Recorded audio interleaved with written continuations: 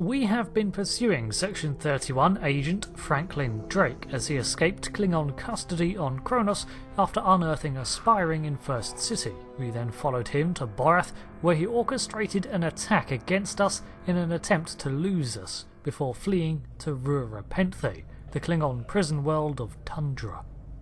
This facility is basically a giant dilithium mine where inmates work to unearth the sought-after mineral for the Empire. Drake's trail ends here, so us and our Jackal Mastiff here are going to try to track him down and find out what his goal is before dragging him back to Qo'nos. More importantly, as far as the name of our icy pet goes, well, I'm torn between Fluffy and Growron. So he's called Fluffy Growron. Not many escape Rura Penthe, and those inmates that are here tend to be those out of favour with the Empire as well as criminals from all over its territories. There is a distinct lack of prisoners of war here, as the Klingons generally don't take such unless they provide valuable intel, such as Franklin Drake. Enemies of the Empire are killed in combat, because for a Klingon it is preferable to die than to be taken prisoner, even if that prisoner was treated well. So they apply this to their enemies too. Interrogate the prisoners, Captain. One of them may have spotted the fugitive. It is also rare, therefore, to see Klingon prisoners in these mines, earning this place the nickname the Aliens Graveyard, where many of its inhabitants are not Klingon. Needless to say, I don't hold much hope that our interrogations of the inmates will yield much, but they can't be less cooperative than the warden here, who downright turned our inquiry into a personal attack on his honour. We work our way around the upper walkway, which is patrolled by guards and shadowed by our pet. We round the corner and descend into a communal area, where the inmates congregate between back-breaking shifts in the mines. One Klingon in a sort of KDF uniform stands out to us and approaches. However, he's not hostile, so we ignore him for now, but I think he's clearly watching us. We step onto the icy floor, where fire pits provide the only rudimentary source of heat around which congregate aliens. And there are numerous here, from some species that I recognise, such as Bolians, Deferi and Ferengi, but some are unfamiliar to me. No humans yet, though. Human? They come from Earth, right? Yes, and the Klingon Empire is currently at war with them, so most humans would probably be dead before they even made it here. The bumpheads kick humans out on the ice for laughs. And it seems those that do make it here don't last. If this is about that stabbing, I don't know anything. Actually, the scarcity of humans will work in our favour. It'll make Franklin Drake stand out like a sore thumb. Ain't no humans down here, Chief. Don't talk to me. I believe someone is following you, Captain. Turn around. Yes, that Klingon that was watching us, he's not exactly been very subtle about it. We approach our tail and size him up. I doubt he's been here that long, he still stands proud. Why are you following us? None of these prisoners will help you. They can sense danger far better than you can, and they know the risks of getting involved in a fight that's not theirs. And you approach me despite this, so is this fight yours? And if not, why are you talking to me? Because I'm not a Batak like the Warden and his cousin. Have you asked yourself, why would a human come to Rura Penthe? Of course I have. This isn't a vacation spot. He's here for something or someone. The human is here to extract a prisoner. There are no other alternatives. If he was coming to kill someone, then he's a qo'nos. All he needed to do was wait. Everyone sent to this hole dies. Most are dead within a year. You're remarkably helpful and well-informed for a criminal. Are you questioning my honor? If you think you're safe because you hold a weapon, you're mistaken. The only thing standing between you and a cold grave is my patience. You know, my coward of a captain said a similar thing, and now I'm the captain. Someday I'll teach you a lesson for testing my resolve. The human is here, but it is a complicated situation. You must do exactly as I say. We are surrounded by enemies, and you will need my help to survive. You're asking me to trust a prisoner here, when I don't know. The only crime I've committed was thinking there could be peace between the great houses. And all you need to know is that I am a Klingon warrior with the information you need. Follow me, and I will take you to the one the prisoners call the Worm. The worm? The worm is the human I seek? The Worm is over by the mine entrance. Worm. Fitting. We follow our mysterious Klingon across the area to just before the force field that closes off the mines to see a small congregation of people. One turns to face us, donned in cold weather gear with a hood raised, none other than Franklin Drake, and I admit, this was easier than I thought it would be. There you are. I was wondering if I'd lost you. There's a reason you came here, isn't there, Drake? Don't try to play coy with us. You have the subterfuge skills of a wounded tar. Did you think no one here would notice a new prisoner? Or that no one would notice when you tampered with the air exchangers? Yeah, wait, he did what? You should probably have led with that. That was I important. see you found a new friend. Look, if I had the time to explain, I would. But I'm on a tight schedule, and you took your time getting here. If you want to know what's really going on, you'll have to ask your new friend. I need to be going. Ah, well there's your problem. Oh god, what the? He's running for the surface! The explosion takes us completely by surprise. The vent above us just exploded into fire, and now the prisoners he's been talking with attack us. The rest of the inmates follow up on the surprise by charging the guards, themselves thrown by the chaos, and attempt to overpower them. We are armed, so we join the battle in subduing our rioters and protecting our new Klingon friend. After a brief check, we can see that none have made it up the walkway, let alone to the force field, so we head back down to follow our quarry, but we can't very well leave the rest of the inmates unattended.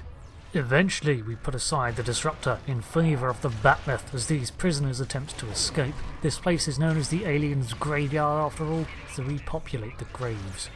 As the last of the rioters falls, we can finally pursue Drake once more, but his antics have brought him quite a bit of time, and the rioters have slipped us by already deeper into the mines, and somehow many of them have overpowered guards and claimed weapons of their own, so our pursuit is only going to get more dangerous.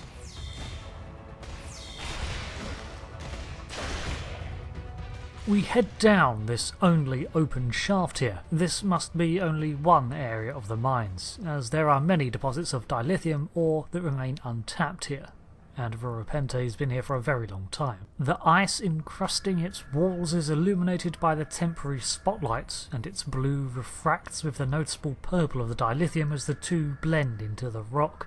I wonder how many hours are devoted to simply carving away at the ice itself, as it doubtlessly encroaches, consuming the already worked stone between shifts.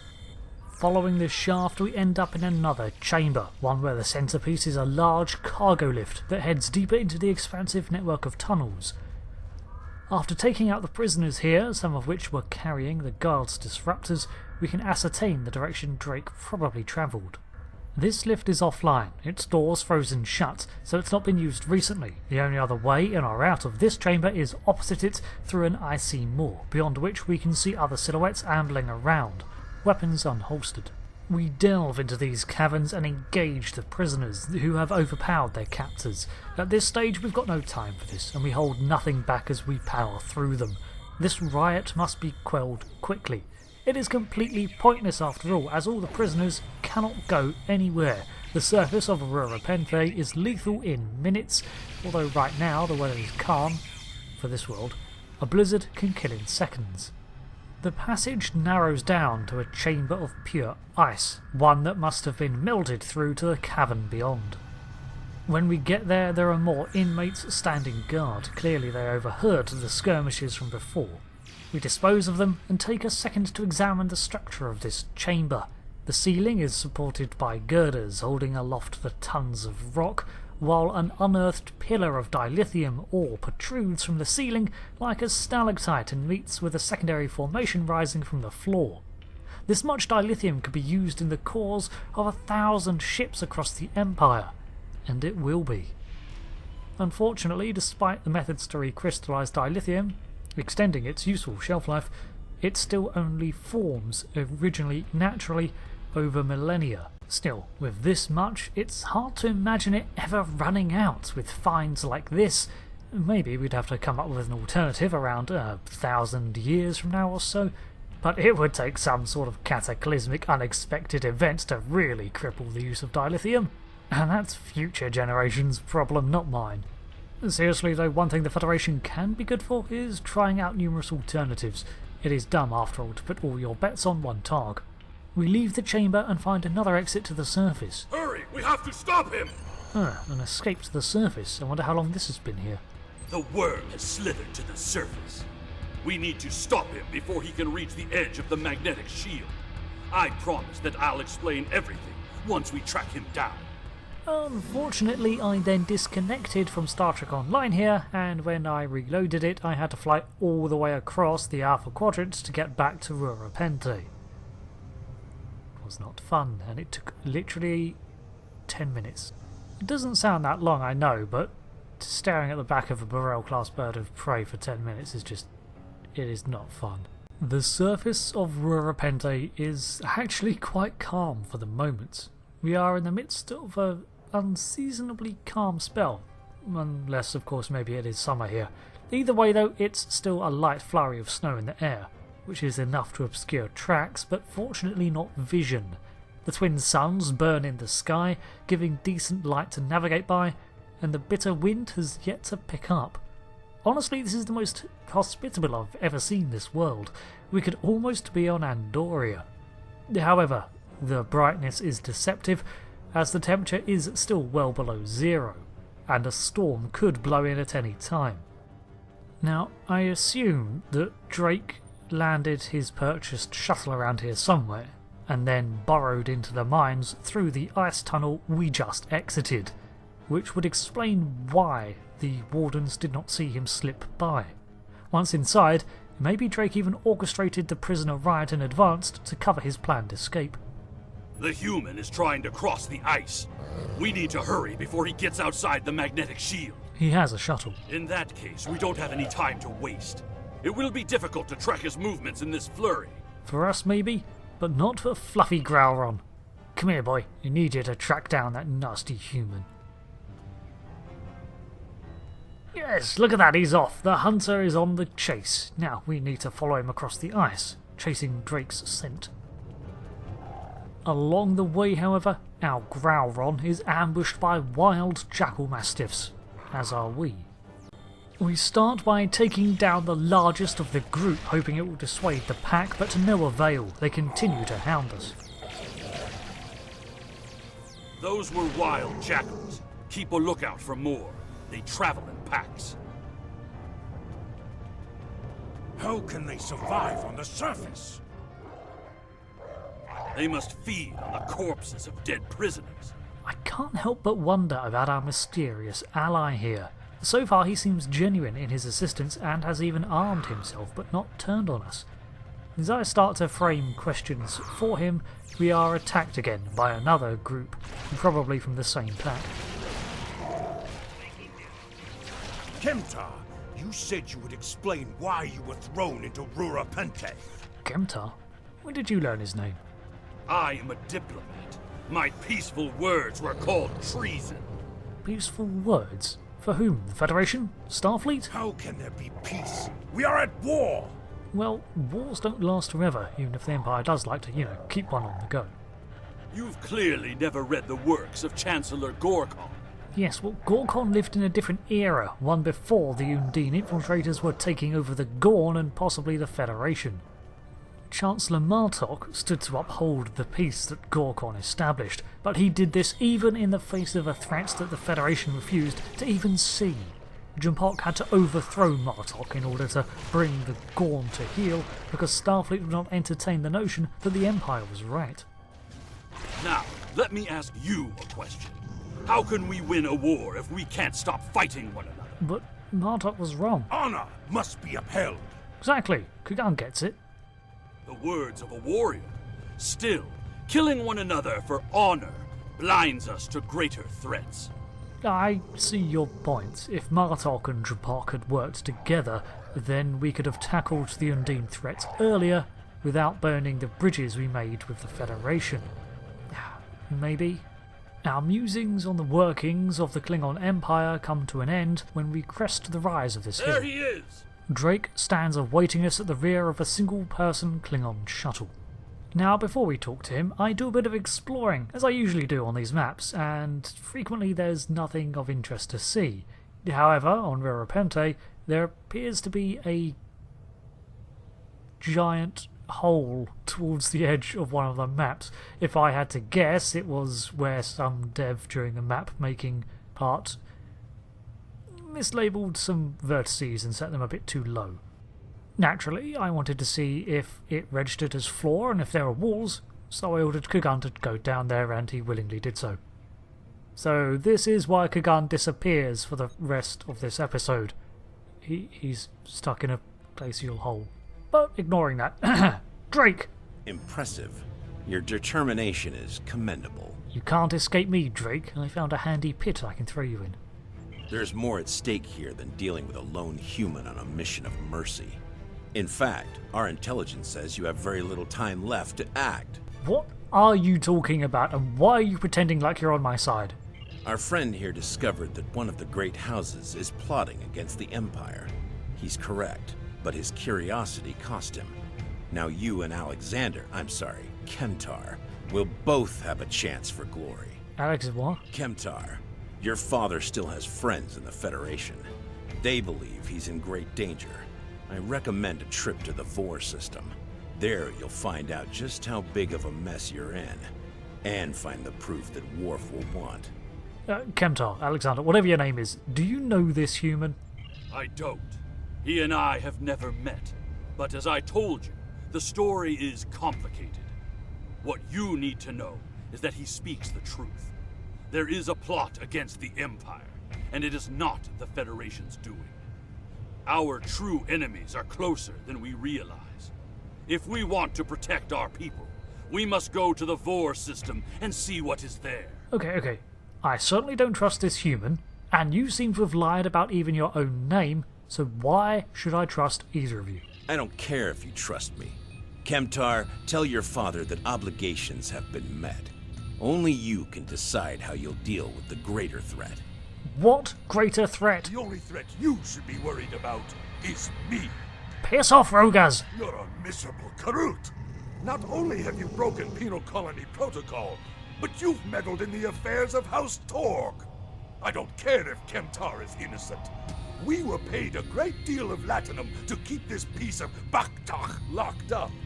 He's not leaving here, and neither are you. You took money to keep him here, you corrupt forshuck. That's my cue to exit. Good luck. As we engage in a skirmish with Rogas and his henchmen, Drake enters his shuttle and bails, leaving us to clean up this mess.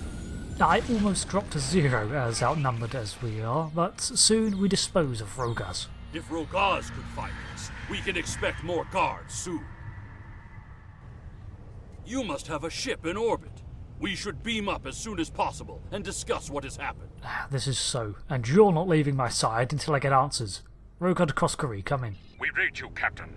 What are your orders?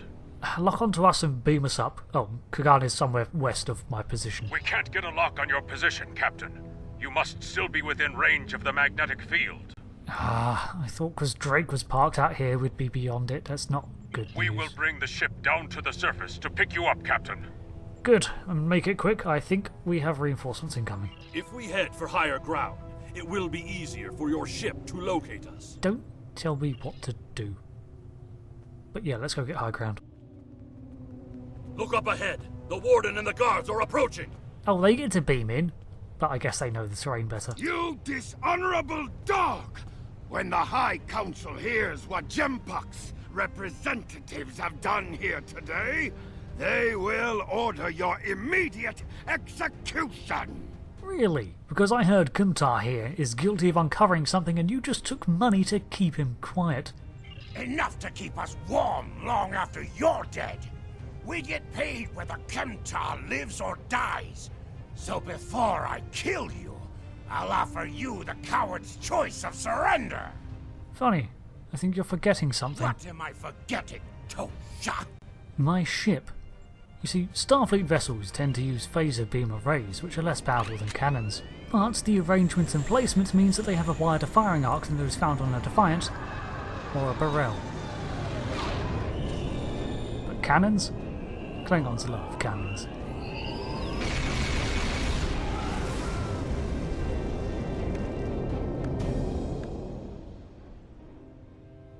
A fitting end to a band of dishonorable fools.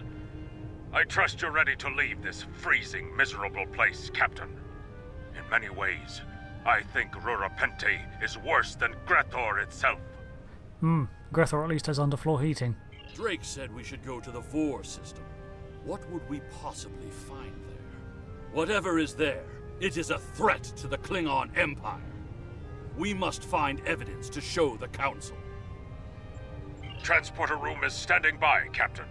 We're ready to bring you aboard at your command. So, Drake's whole chase was to get someone to rescue Kumtar. Maybe he was to do it himself, but either way, now we have custody of this Alexander, son of Worf. If what he found out is true, then we need to root out the corruption within our own houses before we can deal with the Federation. Maybe there is something to Kumtar's way of thinking after all. We were so focused on the threats without, we forget the enemy within. So, we shall investigate this Vor system, unearth this corruption if it is there, and maintain the Empire. Your report on Warden Cryptic and the prison riot was disturbing. I have transferred many prisoners to Rura Penthe, and this is the first I've heard of corruption. As you know, the Empire does not tolerate fraud or dishonesty. I accept your resolution to the matter, but I am displeased that you did not apprehend Drake. The fact you freed Kimtar also requires scrutiny. If Kimtar were not Ambassador Worf's son, I would demand that you return him to First City at once. However, if you believe there's evidence of further corruption, you have my authorization to pursue this matter discreetly. Which we will do next time on the Star Trek Online story series. Thanks for watching this. As we continue to explore the ever-changing narrative of Star Trek Online, I've been Rick, and thanks again for watching. And until next time, Qapla'.